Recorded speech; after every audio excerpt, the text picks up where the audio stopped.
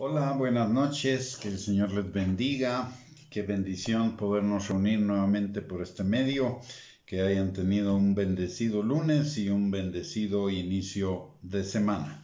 Vamos a orar antes de iniciar nuestra enseñanza sobre la epístola de Judas, segunda parte. Padre bendito, te damos gracias, Señor, en el nombre de Jesús por esta noche, por permitirnos, Señor, reunirnos por este medio para seguir escudriñando tu palabra, aprendiendo de tu palabra, Señor, fortaleciéndonos en esta maravillosa y bendita fe que tú nos has dado, Padre. Señor, te damos gracias porque hasta aquí tú nos has ayudado, has sido un Padre bueno, fiel, perfecto, Señor. Has sido nuestra roca de ayuda, Padre bendito. Te damos gracias, Señor, en el nombre de Jesús, por tu paternidad para con nosotros, Señor. Algo que nunca nos imaginamos, Padre, y lo mejor que nos ha podido suceder en nuestras vidas. Señor, en el nombre precioso de Cristo Jesús, venimos esta noche a pedirte que tu Espíritu Santo, Señor, que está sobre cada uno de nosotros, con su unción rompa todo yugo de mentira, de argumento y de razonamiento falso que todavía haya en nosotros, que se esté oponiendo al conocimiento tuyo, Señor, a la obediencia a tu palabra y a la vida abundante que tenemos en ti.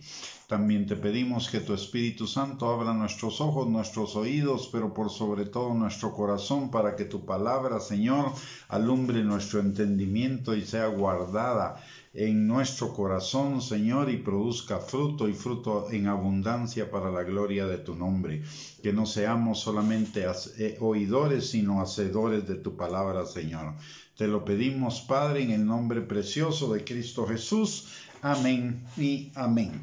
Muy bien, mis amados hermanos, como vimos el viernes pasado, la epístola de Judas es una de las epístolas más pequeñas del Nuevo Testamento. Sin embargo, tiene una especial importancia para nosotros en este tiempo que estamos viviendo, los tiempos finales. La palabra de Dios dice que antes de que sea la tribulación vendrá la apostasía. Antes de que aparezca el hombre de pecado, que es el anticristo, vendrá la apostasía, y eso se refiere fundamentalmente a la iglesia de Cristo. Y también Pablo nos advierte que en los últimos tiempos serán tiempos peligrosos para la iglesia. Si esto fue dicho hace 2000 años, con mayor razón es significativo para nosotros, número uno. Número dos, que ninguna generación como esta ha estado más cerca de lo que son los últimos tiempos. Estamos viendo las señales inminentes ya de lo que es el tiempo de la tribulación y de la gran tribulación. Ya estamos viendo señales que están apareciendo, que están comenzando a darse, que apuntan hacia ese paso, como el gobierno mundial. Aparte de ello, el enfriamiento de la iglesia, una proliferación de enseñanzas de error que van a llevarnos hacia la apostasía. Aparte de ello, esta pandemia, haber llegado ya a los últimos niveles de la escalera de la degradación, de la que nos habla Romanos capítulo 1, versículo 18 al 32, la persecución de la iglesia. En fin, hay una serie de señales que nos dicen que estamos en los últimos tiempos, y esta epístola nos pone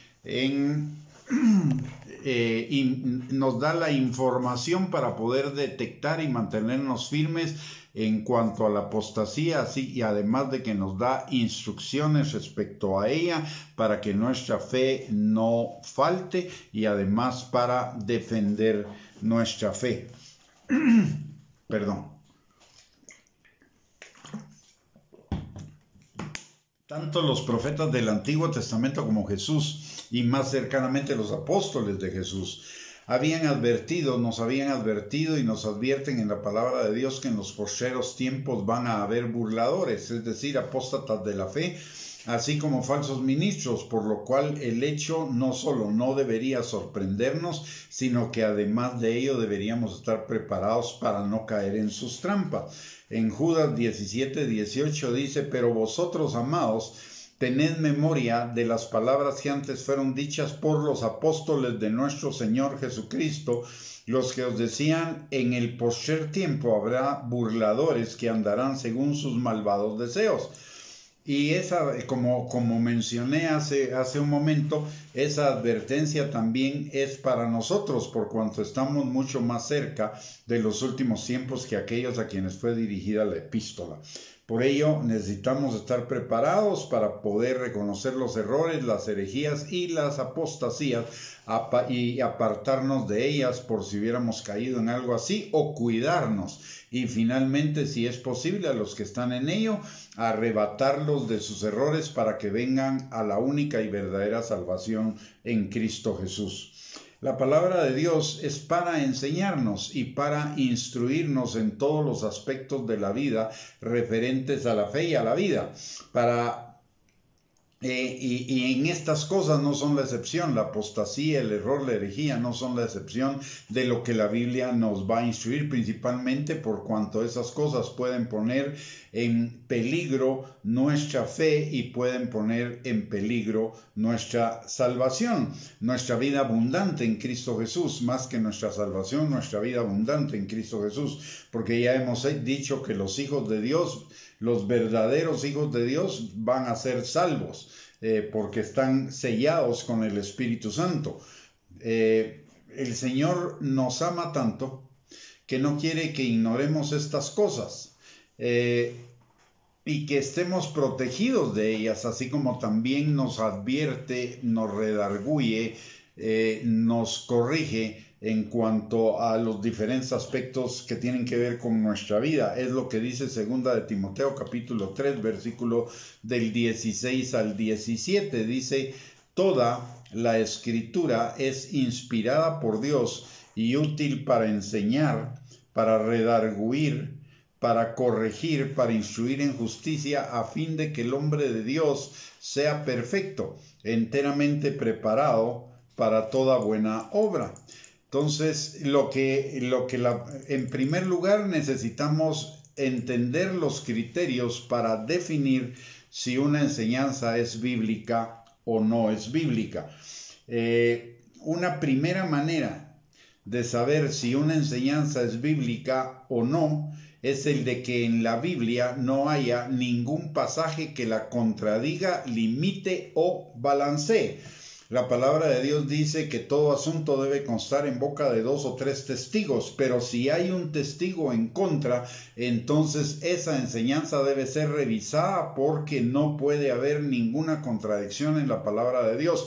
Lo que hay es balances y contrapesos entre enseñanzas. Entonces no debe haber ningún pasaje de la Escritura, ningún versículo de la Escritura que vaya en contra de esa enseñanza. Y note que estoy diciendo enseñanza, no estoy diciendo que en la Biblia hayan contradicciones. Cuando hay un pasaje en la Escritura que contradice una enseñanza, el problema está en la enseñanza, no está en la Biblia, porque en la Biblia existen balances y contrapesos en las enseñanzas. En segundo lugar, otro criterio complementario es el de buscar en los escritores o en los escritos de los padres de la iglesia, los que fueron herederos, digamos, de los discípulos de Jesús, y además en los escritores más famosos y reconocidos dentro del ámbito cristiano,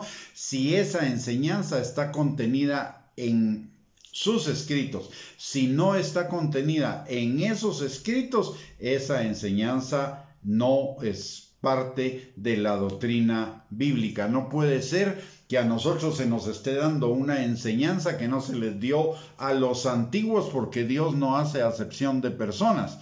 Y si el cristianismo en el pasado vivió y se sostuvo y fortaleció sin esa enseñanza, hoy puede hacer lo mismo. Quiere decir que esa enseñanza no es ni necesaria ni fundamental para el mantenimiento de la fe cristiana, porque la fe cristiana ha sobrevivido y se ha fortalecido a lo largo de 2000 años sin esa enseñanza.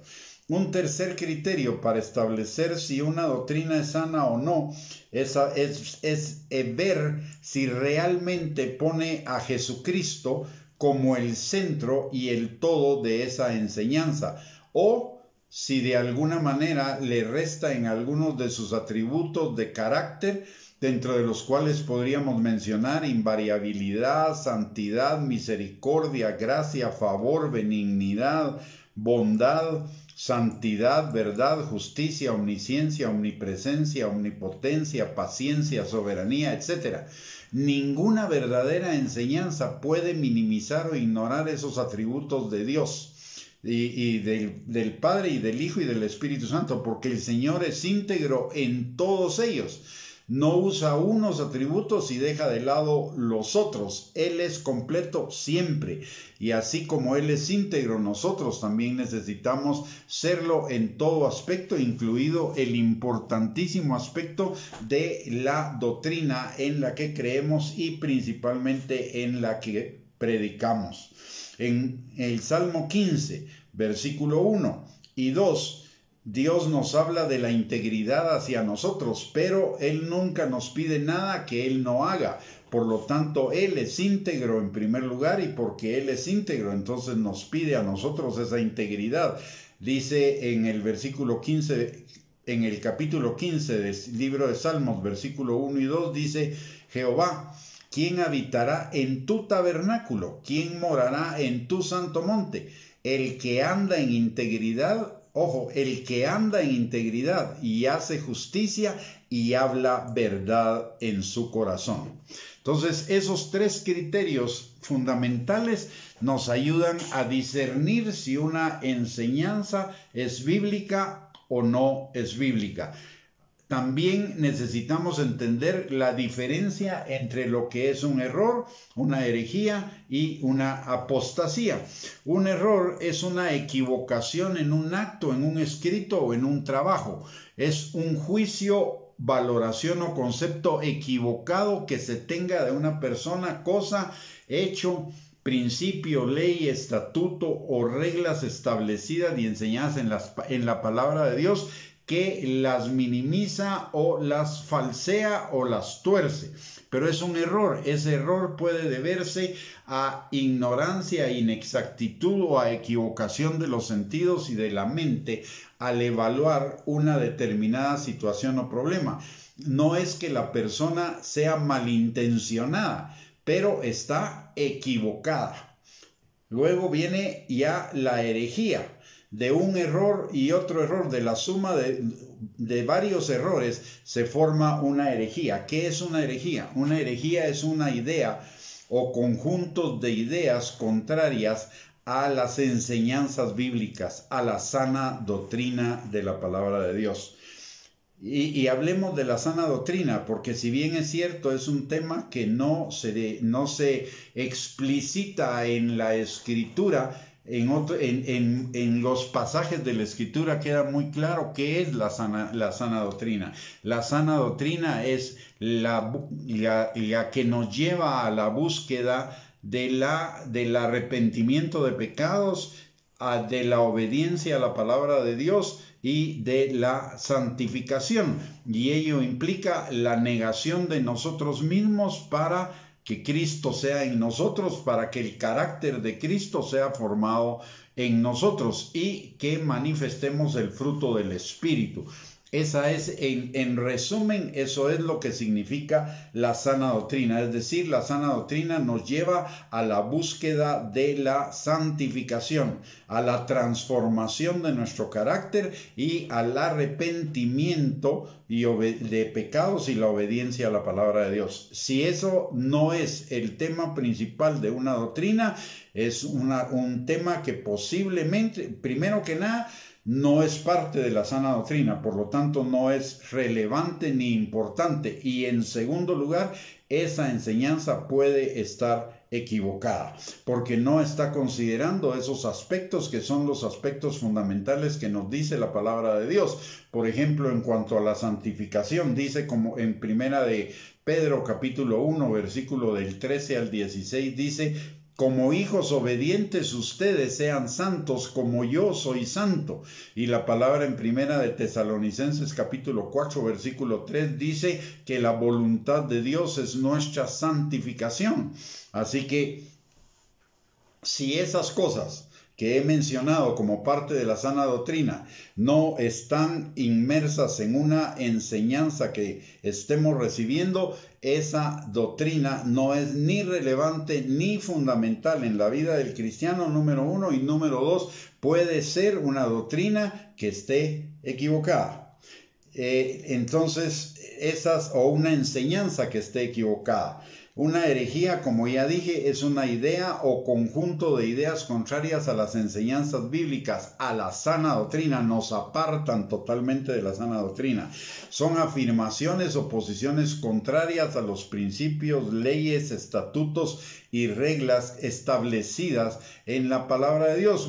Pueden ser muy sutiles, pero nosotros no solo debemos examinar lo que estamos viendo, sino también debemos ir detrás de la enseñanza, detrás al mensaje, entre líneas de esa enseñanza, para saber si es una enseñanza bíblica o no. Por eso la palabra nos dice que escudriñemos las escrituras, que meditemos en las escrituras de día y de noche, que conozcamos verdaderamente las escrituras, porque eso nos va a apartar de cualquier error, herejía o apostasía.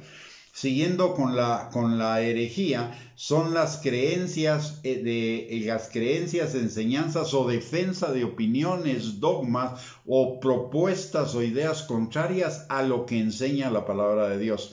Es la tendencia a negar las verdades fundamentales de la palabra.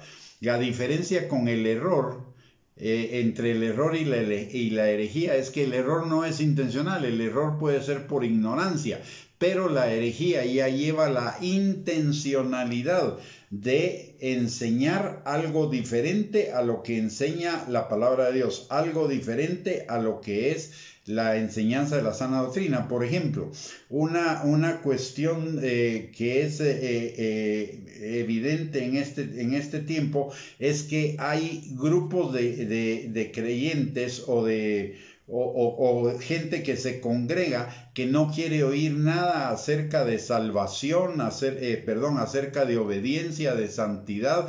Entonces, lo que se enseña en esos grupos no es la sana doctrina, sino que son otras cosas. Es más, generalmente descalifican ese tipo de enseñanzas con cuestiones como poner etiquetas a la gente que lo hace, de fundamentalistas, legalistas, fanáticos, etcétera. Pero hay que tener cuidado, porque la palabra de Dios sigue siendo la misma ayer, hoy, por los siglos de los siglos, porque la palabra es Jesucristo y Jesucristo no cambia. Por lo tanto, si esa enseñanza no es una parte central de lo que estamos escuchando, debemos tener mucho cuidado. La herejía es intencional por cuanto niega, minimiza o ignora a propósito la evidencia en contrario de lo que se defiende. Es decir, cuando uno confronta a alguien que está en una herejía, con versículos de la palabra de Dios que niegan esa desviación de la enseñanza de la palabra, ignoran, simple y sencillamente ignoran ese tema para evadirlo, porque eso los confrontaría y evidenciaría, si ellos lo aceptan, evidenciaría que están equivocados y prefieren mantenerse en el error que admitir su equivocación, y eso habla que detrás de eso hay orgullo. Muy bien, puede incluir y a veces con la ignorancia del tema de la sana doctrina puede provocar la tendencia a tolerar una vida que practica el pecado, y principalmente el pecado sexual, la codicia y el orgullo, que son los tres enemigos de Dios. Ahora bien, después de cuando una herejía se junta con otra herejía, produce una blasfemia.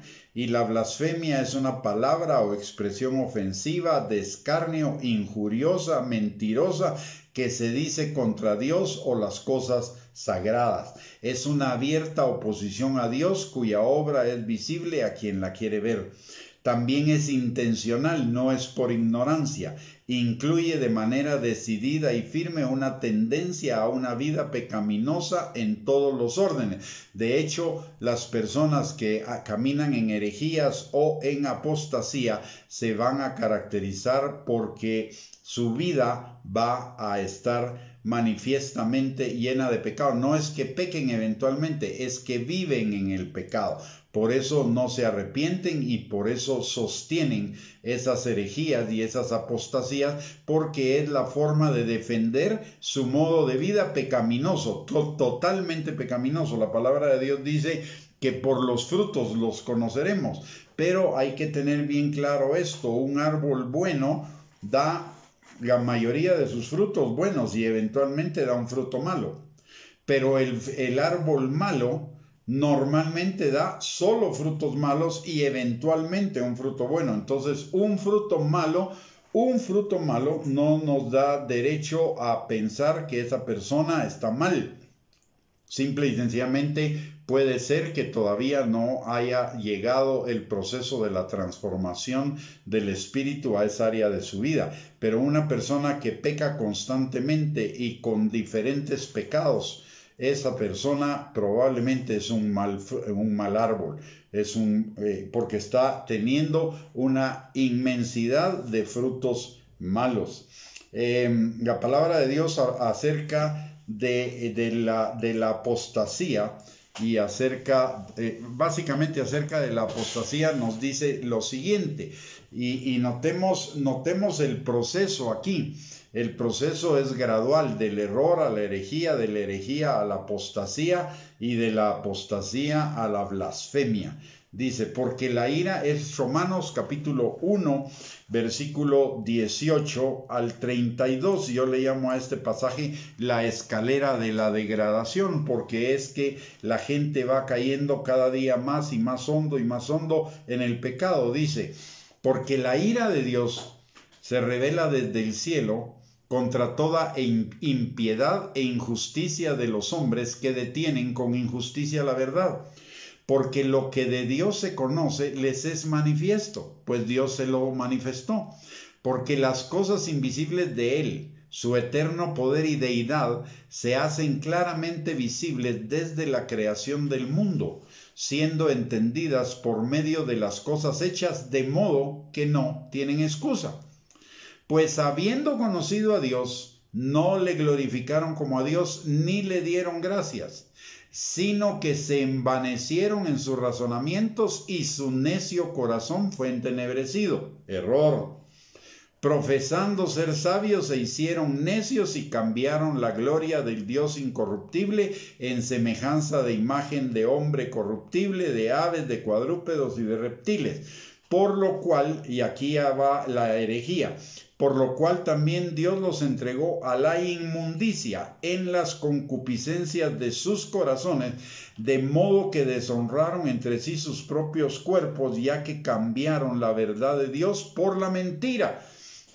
Aquí ya vamos en la apostasía, honrando y dando culto a las criaturas antes que al Creador.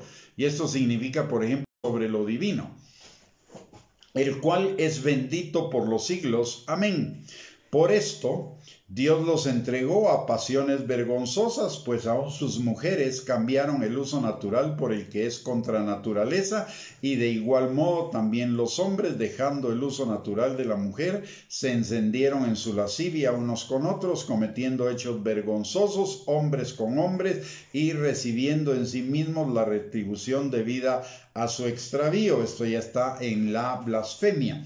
Y como ellos no aprobaron tener en cuenta a Dios, Dios los entregó a una mente reprobada para hacer cosas que no convienen, estando atestados de toda injusticia, fornicación, perversidad, avaricia, maldad, llenos de envidia, homicidios, contiendas, engaños y malignidades, murmuradores, detractores, aborrecedores de Dios, injuriosos, soberbios, altivos, inventores de males, desobedientes a los padres, necios, desleales, sin afecto natural, implacables, sin misericordia, quienes habiendo entendido el juicio de Dios, que los que practican tales cosas son dignos de muerte. No solo las hacen, sino que también se complacen con los que las practican.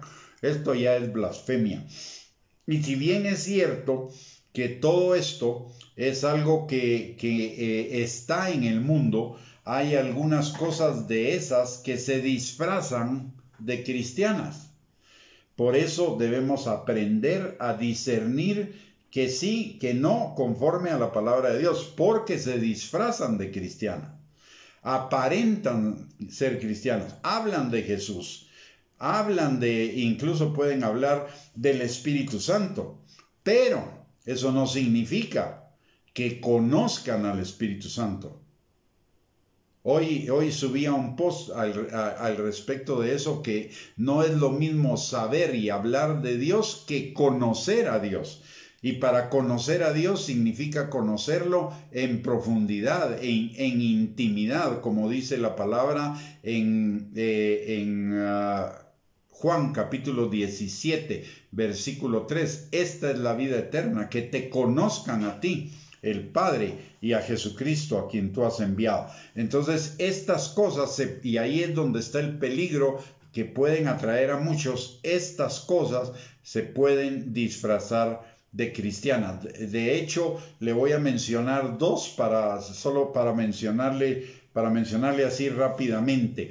Una es una organización que se llama Las Otras Ovejas, y la otra es una que se llama Creciendo en Gracia. Las dos son total y completamente antibíblicas en sus enseñanzas, contradicen lo que es la palabra de Dios, es más, en algunos casos incluso se burlan de Dios. Así que hay que tener cuidado, y lo más trágico de este caso es que tenían o tienen, porque no estoy enterado de cómo están últimamente, pero tenían muchos seguidores. Así que, y sus enseñanzas negaban rotundamente ciertos principios de la palabra de Dios. Ahora ya vimos la diferencia entre un error, una herejía y una apostasía y una blasfemia. Ahora vamos a ver lo que la palabra de Dios nos enseña acerca de las características de los herejes y apóstatas. Estas las encontramos en la epístola de Judas, en el capítulo 4, en el versículo 4 al 16 y en el 19. Y dice la palabra: porque algunos hombres han entrado encubiertamente, lo que les hablaba de que se disfrazaban de cristianos, aunque sus creencias y sus enseñanzas fueran totalmente contrarias. Dice: porque algunos hombres han entrado encubiertamente, los que desde antes habían sido destinados para esta condenación, hombres impíos que convierten en libertinaje la gracia de nuestro Dios y niegan al único soberano y a nuestro Señor Jesucristo. Mas quiero recordaros, ya que una vez lo habéis sabido, que el Señor, habiendo salvado al pueblo sacándolo de Egipto, después destruyó a los que no creyeron y a los ángeles que no, es decir, cuando salieron de Egipto no todos creyeron. Bueno, y luego dice: y a los ángeles que no guardaron su dignidad, sino que abandonaron su propia morada, abandonaron su fe, abandonaron su origen, los ha guardado bajo oscuridad, en prisiones eternas, para el juicio del gran día, como Sodoma y Gomorra y las ciudades vecinas, las cuales de la misma manera que aquellos, habiendo fornicado e ido en pos de vicios contra naturaleza, fueron puestas por ejemplo, sufriendo el castigo del fuego eterno. No obstante, de la misma manera, también estos soñadores mancían la carne, rechazan la autoridad y blasfeman de las potestades superiores. Pero cuando el arcángel Miguel contendía con el diablo disputando con él por el cuerpo de Moisés, no se atrevió a proferir juicio de maldición contra él, sino que dijo: el Señor te reprenda. Pero estos blasfeman de cuantas cosas no conocen, y en las que por naturaleza conocen se corrompen como animales irracionales. ¡Ay de ellos! Porque han seguido el camino de Caín y se lanzaron por lucro en el error de Balaam, y perecieron en la contradicción de Coré. Estos son manchas en vuestros ágapes, que comiendo impúdicamente con vosotros se apacientan a sí mismos, nubes sin agua llevadas de acá para allá por los vientos, árboles otoñales sin fruto, 2 veces muertos y desarraigados, fieras ondas del mar que espuman su propia vergüenza, estrellas errantes para las cuales está reservada eternamente la oscuridad de las tinieblas. De estos también profetizó Enoc, séptimo desde Adán, diciendo: he aquí, vino el Señor con sus santas decenas de millares para hacer juicio contra todos y dejar convictos a todos los impíos de todas sus obras impías que han hecho impíamente, y de todas las cosas duras que los pecadores impíos han hablado contra él. Estos son murmuradores, querellosos, que andan según sus propios deseos, cuya boca habla cosas infladas, adulando a las personas para sacar provecho. Estos son los que causan divisiones, los sensuales, que no tienen el espíritu. Como vemos, aquí hay un montón de características y las vamos a analizar una por una. Pero antes veamos los antecedentes, porque en esta enseñanza vemos que hay antecedentes, características, está también comparaciones, su modo de operación y su destino. Entonces vamos a comenzar por ver los antecedentes. Dice: ay de ellos, porque han seguido el camino de Caín y se lanzaron por lucro en el error de Balaam y perecieron en la contradicción de Coré, dice en Judas 11. La apostasía, el error, la herejía, la apostasía y la blasfemia no son nuevas ni en el pueblo de Israel ni en la iglesia del Señor Jesucristo. De hecho, si los apóstoles están hablando de este tema, es porque ya en el tiempo de ellos existían. De hecho, en ese tiempo existían por un lado los judaizantes, por otro lado los libertinos y por el otro lado los gnósticos, que hablando de Jesucristo lo niegan totalmente. Así que ya existía en esos tiempos y existía adentro de la iglesia. O sea, no es nada nuevo, es algo con lo que el pueblo del Señor ha tenido que batallar, y si en otros siglos y en otras generaciones los hermanos se mantuvieron firmes en la fe y triunfaron sobre estas cosas, usted y yo también vamos a triunfar sobre ellas. Ahora, ¿qué significa que siguieron el camino de Caín? Caín se rebeló en contra de la forma como debía relacionarse con Dios. Quiso hacer su propia voluntad en cuanto a la forma de relacionarse con Dios y encima de ello pretender su aceptación. Esto lleva, por ejemplo, en el día de hoy hay muchas personas que dicen: no, yo sí tengo mi relación con Dios, pero fuera de la iglesia, yo no necesito ir a una iglesia, yo tengo mi relación con el Señor. Este es el error de Caín, porque la palabra de Dios dice que no dejemos de congregarnos, y la palabra de Dios dice que donde se congregan los hermanos juntos y en armonía, ahí envía Dios y bendición y vida eterna. Y además dice la palabra que Él nos puso en el cuerpo a cada uno según los dones, para que seamos de provecho y de bendición. O sea, no puedo, ese es un error, ese pensamiento de que yo puedo tener una relación con Dios a mi manera. La relación con Dios es dentro de los límites o dentro de los parámetros directrices que nos da la palabra de Dios. Además, se rebeló en contra de la obediencia a la voluntad de Dios. Dios había dicho que sus sacrificios, sus ofrendas debían ser en ese tiempo animales. Y sin embargo, Caín dice que llevó frutos de la tierra, mientras que Abel llevó de los primogénitos de sus ovejas lo más gordo, es decir, llevó el diezmo y además del diezmo, lo mejor del diezmo. No llevó cualquier cosa como diezmo, sino llevó lo mejor, mientras que Caín llevó cualquier cosa, o sea, se rebeló en contra de la obediencia a la voluntad de Dios. Y ambas cosas implican una rebelión contra Dios. Es decir, el camino de Caín es rebelarse contra lo que Dios nos dice. Por el otro lado, el camino de Balaam. Balaam fue un profeta genuino que se desvió de la genuinidad de su don por amor al dinero, sabiendo la voluntad de Dios, y dio un plan en contra de ella para afectar al pueblo del Señor. En otras palabras, también se rebeló en contra de la voluntad de Dios.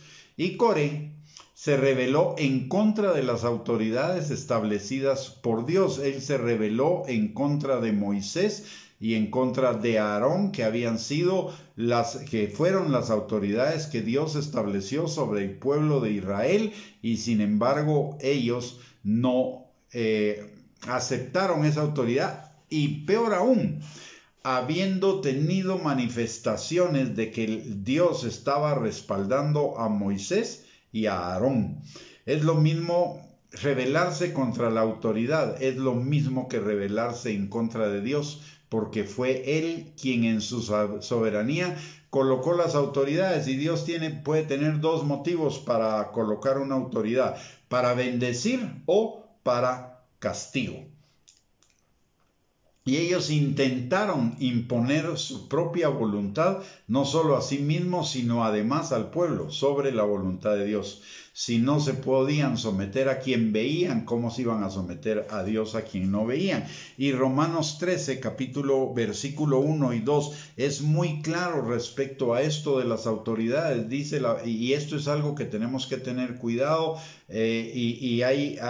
no quiere decir que no podamos juzgar sus actos, pero no podemos juzgar su persona, su esencia, su carácter, ni mucho menos entrar en rebelión, a menos que nos estén obligando a hacer algo que es pecado. Y la palabra de Dios dice en Romanos 13:1, dice: toda autoridad, someteos a las autoridades superiores, porque no hay autoridad sino aquellas que Dios ha colocado, de tal manera que el que se opone a la autoridad, a Dios se opone y acarrea condenación para sí mismo. Es decir, no es una cuestión simple el hecho de rebelarse contra las autoridades. Muy bien. La palabra ya habiendo visto estos antecedentes, que son el error de Caín, el camino de Balaam y la rebelión de Coré, ahora veamos las características que nos enseña Judas acerca de los apóstatas y de los herejes. Y como ya mencioné, estas características se pueden manifestar sutil o abiertamente, porque esta gente se disfraza como ángel de luz, igual que el diablo, pero de luz no tiene nada. En primer lugar, la palabra de Dios una primera característica que vamos a ver que encontramos en Judas es que son hombres impíos que mancían la carne, es decir, andan según sus propios deseos, en abundancia de pecados, no han experimentado una auténtica conversión. No solo la carne de por sí ya es mala, sino que ellos la hacen aún peor, porque andan en abundancia de pecados y no han experimentado una auténtica conversión. En segundo lugar, convierten en libertinaje la gracia de Dios.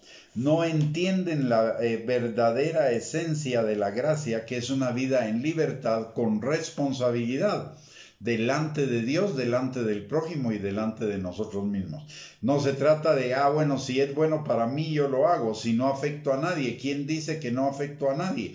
Cada vez que yo peco estoy afectando en primer lugar al Señor y en segundo lugar a mí mismo, y muy probablemente en tercer lugar me estoy pasando a traer a otras personas. O sea que el pecado nunca es que solo me afecte a mí, afecta a Dios y afecta a los demás. Dice la palabra en Gálatas 5:13 al respecto: porque vosotros, hermanos, a libertad fuisteis llamados, solamente que no uséis la libertad como ocasión para la carne, sino servíos por amor los unos a los otros. Que no usemos la libertad como ocasión para la carne. Hay cosas que la Biblia no nos enseña. Hay cosas que la Biblia no dice específicamente, pero no quiere decir que entonces lo que la Biblia no dice lo podemos hacer, porque hay otros parámetros para esas cosas. La Biblia dice, todo me es lícito, mas no todo me conviene, todo me es lícito, mas no todo me edifica, todo me es lícito, mas yo no me dejaré dominar de nada. Todo me es lícito, pero si eso le va a servir de piedra de tropiezo a un hermano débil en la fe, entonces me voy a privar de todo ello. Ahí están los parámetros. O sea, no es que algunos todavía van mucho más allá, que ya no estamos bajo la gracia, ya no estamos bajo la ley, sino la gracia. Entonces, como ya no estamos bajo la ley, que sobreabunde el pecado para que sobreabunde la gracia. Eso es una enseñanza falsa, que sacaron un versículo del contexto de la Biblia y de ahí sacaron esa doctrina. Pero la verdad es que estamos bajo una ley superior a la ley del Antiguo Testamento, que es la ley real, la ley de Cristo, la ley del amor. En 2 de Pedro capítulo 2 versículo 19, que por cierto ese capítulo completo Pedro lo dedica también a la apostasía. Dice la palabra, ellos prometen libertad. ¿Libertad de qué? Libertad para pecar. Y son ellos mismos esclavos de corrupción. Porque el que es vencido por el pecado es hecho esclavo del que lo venció, es decir, es hecho esclavo del pecado. Y si es esclavo del pecado, no es salvo. El otro punto que caracteriza a los apóstatas y a los herejes es que niegan a Dios, el único soberano, y al Señor Jesucristo. Niegan la soberanía y el control de Dios sobre todas las áreas de la vida y del universo y el señorío de Cristo. Usan equivocadamente el concepto de libre albedrío como diciendo yo puedo hacer lo que se me da la gana, yo escojo. No es cierto. Y se basan en Deuteronomio capítulo 30, versículo 19 al 20, pero básicamente usan solo el primer versículo, el del 30-19, donde dice, hoy he puesto delante de ti la vida y la muerte, la bendición y la maldición, escoge pues tú. Pero ignoran lo que sigue, y lo que sigue es, escoge pues tú la vida y la bendición para que te vaya bien. Entonces no es que nos esté dando la posibilidad de escoger, nos está diciendo qué es lo que debemos escoger. O sea, el creyente no tiene libre albedrío, el creyente lo que tiene es una sujeción al Señor. Y punto. Y el impío lo que tiene es una sujeción al diablo. Se acabó. O sea, a alguien estamos sujetos en la vida. No hay ese libre albedrío que significaría yo soy libre. No, o soy esclavo del diablo y del pecado, o soy libre en Cristo Jesús para obedecer al Señor. Punto. En 1 Timoteo capítulo 6, versículo 13 al 16, también nos dice, te mando delante de Dios que da vida a todas las cosas y de Jesucristo que dio testimonio de la buena profesión delante de Poncio Pilatos, que guardes el mandamiento sin mácula ni reprensión hasta la aparición de nuestro Señor Jesucristo, la cual a su tiempo mostrará al bienaventurado y solo soberano, Rey de reyes y Señor de señores, el único que tiene inmortalidad, que habita en luz inaccesible, a quien ninguno de los hombres ha visto ni puede ver, al cual sea la honra y el imperio sempiterno. Amén. Que dice que guardes el mandamiento sin mácula ni reprensión hasta la aparición del Señor Jesucristo, ya sea cuando venga por su iglesia o cuando nosotros vayamos a Él. Otra característica de los apóstatas es que rechazan la autoridad. Se apacientan a sí mismos. son rebeldes, no se someten a ninguna autoridad. Y ahí desobedecen la palabra de Dios, porque la Biblia dice en Efesios capítulo 5, versículo 21, someteos unos a otros en el temor de Dios. Alguien que no se somete a otra persona para rendir cuentas, esa persona está en rebelión, o puede estar en rebelión. Si es porque ignora, es ignorancia. Pero si sabiéndolo no lo hace, eso ya es rebelión. Hay algunos que dicen, no, es que yo mi cobertura es Jesucristo. Pero la palabra de Dios aquí nos dice que debemos someternos unos a otros en el temor de Dios. En todo caso, debemos tener una cobertura, o llámenle como sea, a un pastor al cual estemos sometidos nosotros. Igual nosotros, los pastores, necesitamos ser pastoreados. De hecho, una de las funciones del ministerio apostólico es pastorear a los pastores, pastorear a los ministros. Pero aún el apóstol debe estar sometido a otra persona. De hecho, lo vemos, por ejemplo, en Pablo. Pablo era apóstol de Jesucristo. De hecho, es uno de los teólogos más importantes del tiempo posterior a Jesús. Y sin embargo, con todo y ser Pablo estaba sometido a Pedro, a Juan y a Jacobo, que eran las columnas de la iglesia de Jerusalén. Y eso mismo lo manifiesta Pablo. Muy bien, otra característica que vemos en los apóstatas y herejes es que blasfeman de las potencias superiores y de cuantas cosas no conocen. Soñadores que presumen de mucho conocimiento, pero no se fundamentan sólidamente en la Biblia. Pueden usar versículos fuera del contexto bíblico. Tenemos gente metida en el ámbito cristiano que, por ejemplo, hablan de o se concentran en los ángeles y otros que se concentran en los demonios, pero nuestra atención debe estar concentrada en el Señor. ¿Por qué? Porque el Señor es el que dirige a los ángeles y el Señor es el que vence a los demonios. La palabra de Dios dice que los ángeles son espíritus ministradores enviados a favor de los herederos de la salvación.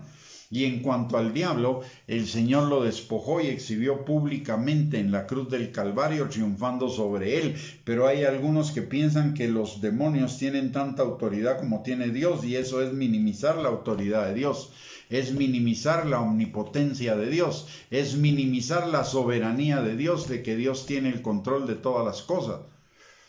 Y Dios tiene el control aún del demonio y aún de los demonios. Así que estos blasfeman de las potencias superiores y de cuantas cosas no conocen. Eso lo dice en Judas versículos 8 y 9, y en segunda de Pedro capítulo 2 versículo 10 también lo anota. Atrevidos y contumaces no temen decir mal de las potencias superiores. Hay gente que le pide a los ángeles en lugar de pedirle a Dios. Están equivocados, total y completamente equivocados. Puede ser error o puede ser parte de una herejía ya. Los herejes y los apóstatas, su boca habla cosas infladas y se autoadulan. La palabra en Proverbios 27:2 dice: alábete el extraño y no tu propia boca, el ajeno y no los labios tuyos. Y en Romanos 12:3 digo pues por la gracia que me es dada a cada cual que está entre vosotros, que no tenga más alto concepto de sí que el que debe tener, sino que piense de sí con cordura, conforme a la medida de fe que Dios repartió a cada uno. Y en 2 de Pedro 2:18, pues hablando palabras infladas y vanas seducen con concupiscencia de la carne y disoluciones a los que verdaderamente habían huido de los que viven en el error. Algo que quiero hacerle ver es que una sola característica de estas no hace a una persona ni hereje ni blasfema. La hace una persona en error.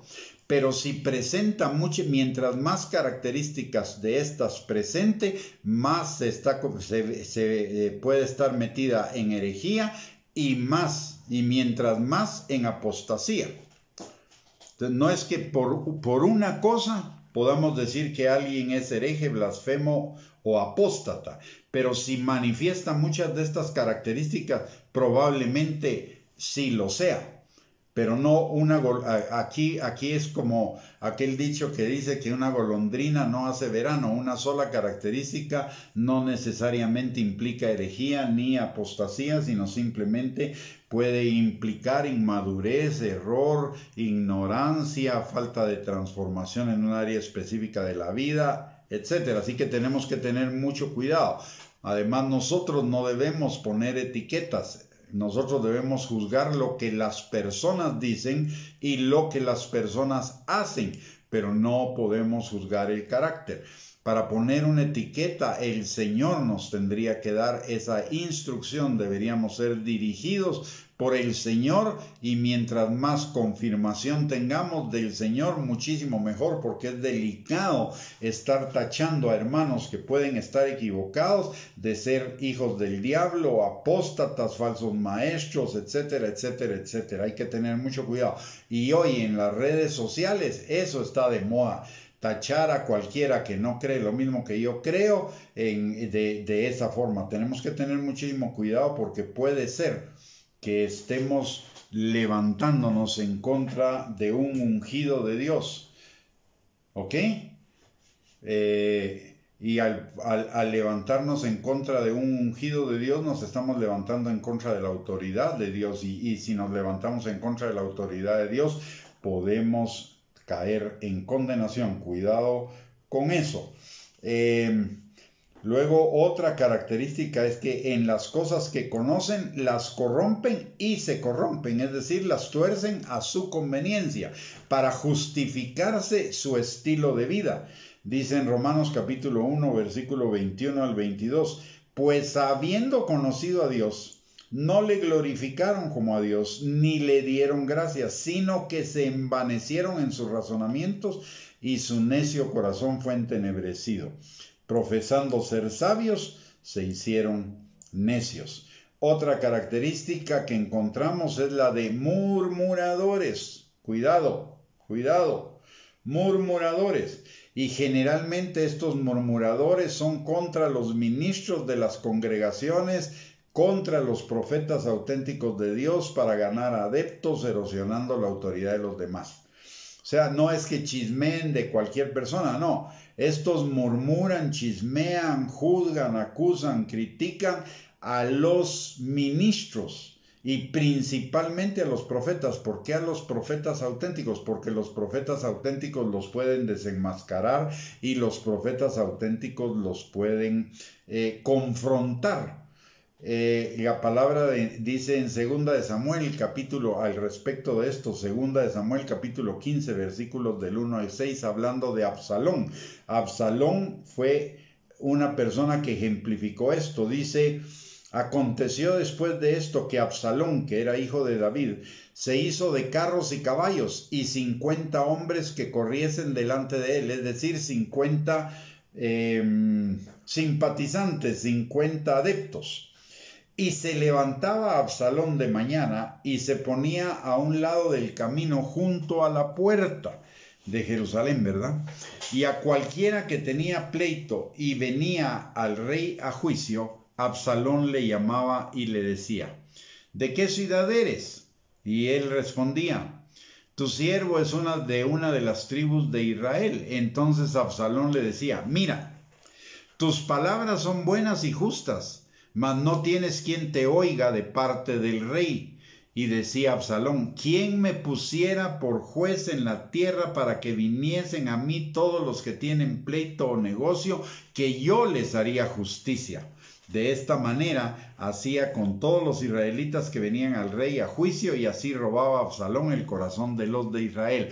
¿Qué quiere decir esto? Estos murmuradores siempre van a decir: no, tú tenías razón, es que el pastor está mal, o aquel líder está mal, y es que no te quieren, y es que no te están haciendo justicia, no te están reconociendo, pero si yo estuviera en el lugar de ellos, yo te reconocería, yo sí te haría justicia, yo sí te nombraría, etcétera, etcétera. Y lo que están haciendo con eso es adulando a la gente y robando el corazón de ellos para ganar adeptos en contra de los líderes auténticos, y después van a terminar provocando división o levantándose en contra del líder o del ministro para desplazar al ministro. Entonces, de esta gente tenemos que tener muchísimo cuidado. Luego dice querellosos, y eso quiere decir se viven quejando del trato que les dan los demás, que no los reconocen, que no los apoyan, hacen uso de la autocompasión. Otra característica es que adulan a las personas para sacar provecho de ellas, y la Biblia nos advierte de esto en 2 de Pedro capítulo 2 versículo 3. Dice, y por avaricia hacen mercadería de vosotros con palabras fingidas. Y en 2 de Pedro 2:14, seducen a las almas inconstantes, tienen el corazón habituado a la codicia y son hijos de maldición. Así que estas son las características fundamentales. Les recuerdo que una sola golondrina no hace verano. Si una persona presenta solo una de esas características, no se preocupe, esa persona puede estar en error. Si usted puede presentar alguna de esas características, está en error. Lo que necesita es arrepentirse, pedirle perdón al Señor, que lo limpie de toda maldad, y para adelante, y obviamente dejarlo de hacer, ¿verdad? Y por el otro lado, no tenemos que tener temor, porque los hijos de Dios somos guiados por su Espíritu, y el Espíritu Santo nos va a guardar, nos va a cuidar, nos va a advertir. Lo que tenemos que hacer es afinar nuestro oído y seguir las instrucciones del Espíritu. Muy bien, mis amados hermanos, hemos llegado al final de esta enseñanza del día de hoy. El próximo miércoles continuamos con la epístola de Judas, ya nos queda poco, ya el próximo miércoles, primero Dios, la terminamos. Y mientras tanto, les recuerdo que tenemos 2 recursos para que usted pueda edificar su fe. El Señor nos ha permitido una página de internet que es www.reyesysacerdotes.net, donde va a encontrar cualquier cantidad de temas que se relacionan con nuestra vida diaria. Son temas prácticos para poner en práctica en nuestras vidas, en base a lo que nos dice la palabra de Dios. Y aparte de ello, también tenemos el canal de YouTube a nombre de Gustavo Bianchi. Los dos son de acceso ilimitado, gratuito, no tienen que pagar nada. Solo si entra a nuestro canal de YouTube, le agradecería si nos pone suscribirse, para que nosotros podamos ir creciendo en cuanto a el lugar que en los motores de búsqueda de YouTube tiene ese sitio, para seguir bendiciendo más personas. Y si esta enseñanza fue de bendición para usted, compártala con sus contactos en las redes sociales. Muy bien. Vamos a terminar orando, entonces no se salga de la transmisión. Vamos a orar por usted y por todos los suyos.